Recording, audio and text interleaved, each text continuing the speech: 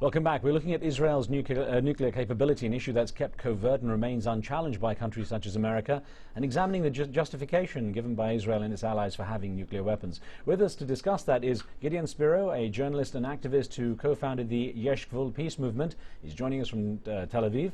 Here in DC, I have with me Dr. Avner Cohen, a writer and historian specializing in nuclear weaponry in the region, having chronicled Israel's nuclear program in his work, Israel and the Bomb.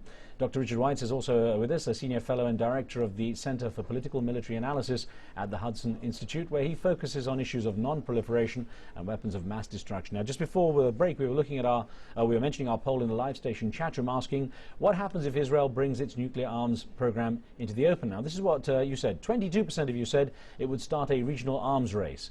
30% of you said, our live station viewers thought that the US would push Israel to sign the Nuclear Non-Proliferation Treaty. 36% thought it would open the door for talks on weapons of mass destruction in the region. And 12% of you thought it would mean Iran would certainly develop its own nuclear weapons. Of course, not scientific as a poll, but certainly an indication of what our viewers in the chat room think here. Now, we've got a caller on the line from South Africa. Lee, what would you like to ask? My question is, Riz, hi. My question is, first of all, I don't understand the logic as to why they should worry about whether Iran has nuclear facility or not, or whether she has the bomb or not. The fact is that Iran is so far away from the area, and Israel is only worried about the shift in the balance of power. What about the other Arab states? Are they not scared about the balance of power? Okay. Okay, let me see if I can get Dr. Richard Weitz to answer that in the first instance. Do you think there is a fear among the Arab states about the balance of power shifting? Yes, that's an excellent observation by the caller, that one of the factors, the Arab states, the governments say they're very concerned about Israel's nuclear weapons and so on, but in terms of their actual behavior, they seem more responsive to what's going on in Iran. Yeah. You've seen this recent revival of interest, or even starting of interest in having nuclear power programs, nuclear research programs over the last few years, which would suggest it's related to what's going on in Iran, since, as we've discussed, the Israeli nuclear factor has been a constant in the region. Gideon Spiro, if I could bring you back in here from Tel Aviv, sir. A question for you, based on a comment we had from a viewer in North Carolina in the USA. Eric Marshall Berger in North Carolina wrote into us through Facebook and said, I think the US still labors under a sense of guilt concerning the Holocaust. This traps US policy in the protect Israel at any cost mode. If Israel has nuclear weapons, cover for it. If it does not allow the illusion to persist, it may allow some protection from those threatening Israel. Sir, I wonder, Mr. Spiro, how much you think Israel's need for such powerful military capacity perhaps is linked to the psyche of a nation shaped by the Holocaust, that there is this fear that it should never happen again? Look, Israel, in my view, is using the Holocaust in a very manipulative way. The whole irony is that Israel is today a paradise of weapons of mass destruction. It is a powder cake of nuclear, biological, and chemical weapons.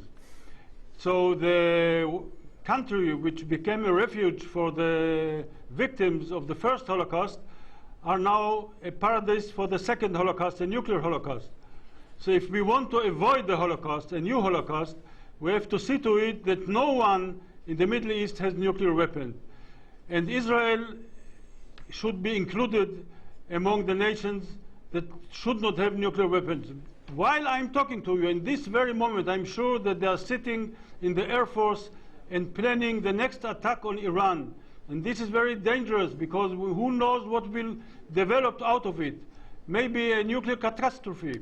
So it is very urgent to put Israel into a regime of a free nuclear Middle East, okay, to strip Israel from its nuclear capacity, from its nuclear weapons, as well as any other state in the region. Okay.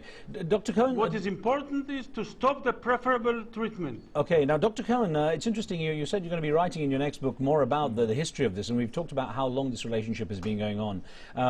It's interesting to look back on how that developed with Henry Kissinger, who was President Richard Nixon's Secretary of State at the time. A quote from him which says, while we might ideally like to halt actual Israeli possession, what we really want at a minimum may be just to keep Israeli possession from becoming an established international fact. Do you think to some degree the US has effectively backed itself into a corner here over Israel's nukes?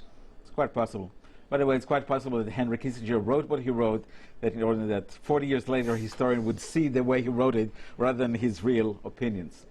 Look, I think it was mutual interest at the time of both Israel and the United States to keep low profile the fact that Israel has nuclear weapons. Gideon Spiro talks without any reference to historical and political reality of today. Israel cannot be stripped of its nuclear weapons, just as France cannot be stripped out of nuclear weapons. It will be its own decision when the country would feel itself safe enough to do so. For better or worse, Israelis do not feel that way. Gideon Spiro is a tiny, tiny, tiny minority. Even I, with I view, and I defend Israel's right to have nuclear weapons, but with my call for Israel to come open with this, I'm in minority, and I recognize that.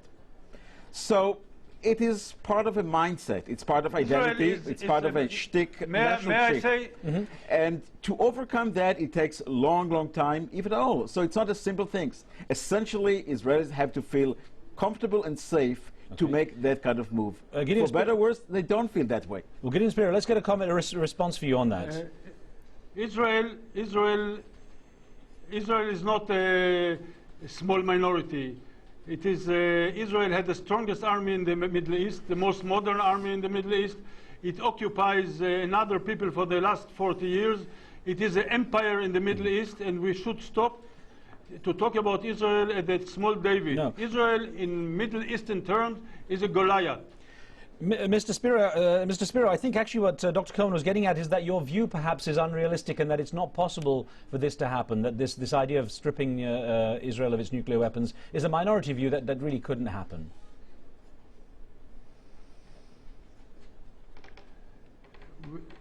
We should understand one thing. There are no responsible hands when it comes to nuclear weapon. I don't trust our foreign minister more than I trust the government of Iran. Okay. We have in this region, fragile region, too many people with a line to Almighty. Okay. In this fragile region, it is utmost important to strip everyone from its nuclear weapons. Okay, Mr. Spiro, let me stop you then. Just, Dr. Weiss, literally a 15-second last comment from you here. Do you see any negotiation taking place over these weapons at any stage? Any stage, yes. Perhaps further along the line. Immediately, no. I think the dynamics are such that there's going to be, at least the current Obama administration is going to focus on something else. I think Israel will as well. Well, I hope we get a chance to talk about this again. Thank you very much, gentlemen, all of you, including you, Mr. Spiro in Tel Aviv, for joining us. Thank you. On the next show, a look at the latest cartoon controversy in Europe, this time illustrations printed in Holland targeting Jews. Are the rules the same for every religion? Don't forget, you can follow me by getting updates on the topics via Twitter. Tweet your questions and comments. We'll try to feature them. From me and the team, we'll see you next time.